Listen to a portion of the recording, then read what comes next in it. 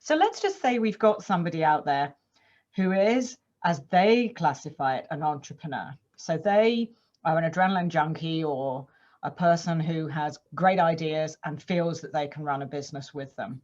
What would be even an approximate set of guidelines that you would get them to think about?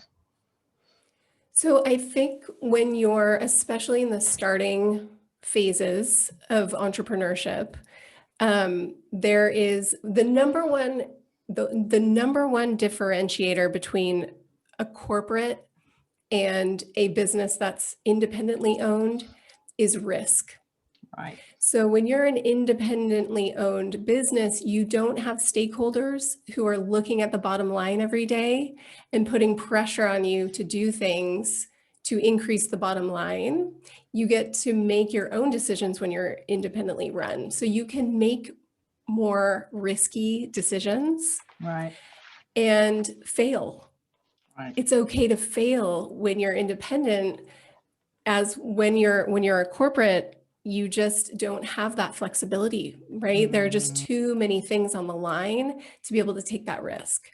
And which is interesting because some very large corporations who consider themselves innovators can't actually be as innovative as smaller startups because they can't take the same level of risk.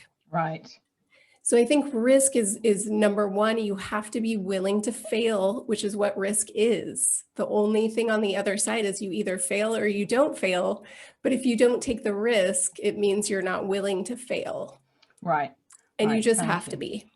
So in a way then, really, if somebody who does have this kernel of an idea or who is already running a fledgling business and developing that has the kind of attitude that, you know what, this might not be my first, it, as you quite beautifully said, it might be my second or third, and I'm okay with that.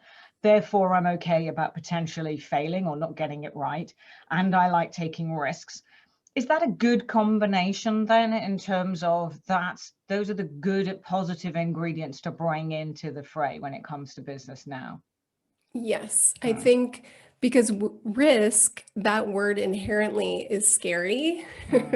And so you have to get over a lot of fear to be willing to take risk, and you have to have a lot of confidence to be able to go into a space where you've never been. Right. Because that's what it means to run a business, is that you're going to take steps into places where you've never gone before. You've never been there as an employee. You don't know what the stakes are when you're now the owner of the company. And so that confidence and that ability to get over the fear is all tied to the risk and the willingness to take the risk.